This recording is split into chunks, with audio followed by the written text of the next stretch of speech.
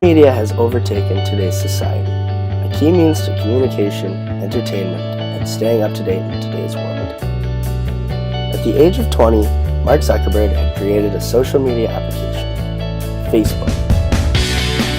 February 4th, 2004, the official launch of Facebook.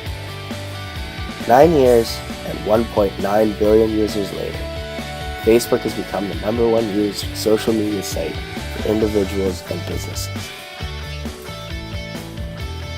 To this date, Mark Zuckerberg is the founder and CEO of Facebook. Those who know Zuckerberg outside of the movie The Social Network describe Zuckerberg as a competent and social individual. Posing a confident drive, Zuckerberg is constantly working and claiming that Facebook is only 1% done. Following the theory of Gallant, Zuckerberg has maintained a unified organization filled with many different roles, all targeting the same goal, the expansion of Facebook. By mixing computer specialists and business partners, the billion-user site is able to run smoothly with its day-to-day operations while still generating revenues. The structure of the company and Zuckerberg's current role plays a large part to the organization's success.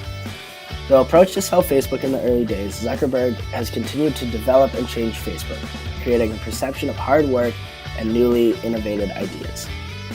Zuckerberg possesses many skills of quality leaders. Constantly being critiqued about his organization and bearing the negatives, Zuckerberg finds ways to turn negatives into positives for the users, employees, and even its competitors. Zuckerberg is also an inspirational innovator, posing such characteristics of determination and desire for change. Zuckerberg is a true innovator and an inspiration to his co-workers and peers. We have to expand. Oh, want more? Facebook has now reached 1 billion users. It is inching closer to having all the friends in the world.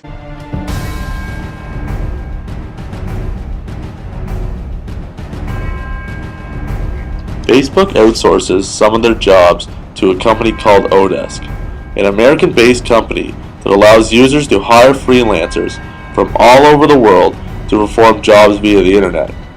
These workers are required to review content flagged as inappropriate, which would include sexual content, racial slurs, and many other things deemed as inappropriate by Facebook. This is a form of dirty work, and many people are finding it hard to identify themselves with their jobs and keep their values while doing such a degrading job. In some cases, these workers are in foreign countries only making about $1 an hour. It got out of control. This mother says it all started when her daughter got a Facebook account without permission. She accepted a friend request and shared her phone number. The mother quickly learned through text messages a grown man. Last December, 3 boys from Chicago allegedly raped a 12-year-old girl, and they filmed it on their smartphones and put it up on their Facebook accounts. In other news tonight, Dayton police are working with school resource officers to identify a young girl that was raped after video of the attack was posted on Facebook. We first told you about this story last night at 6. Shao. Breaking news coming in from Mumbai. It is certainly disturbing. A 14-year-old girl has allegedly committed suicide after being harassed by a stalker on Facebook. Facebook can be a scary thing with some of the people out there. In 2010, there was a case where a man found an 18-year-old girl on Facebook, began talking to her, then persuaded her to hang out with him. The first time that these two hung out, the man forced her to take off her clothes while he photographed her, then went on to rape her and steal all of the money that she had on her. The man was a registered sex offender.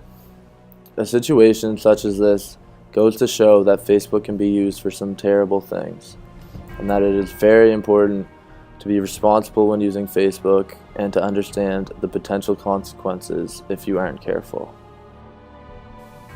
So you had a bad experience with Facebook? Yes, I did.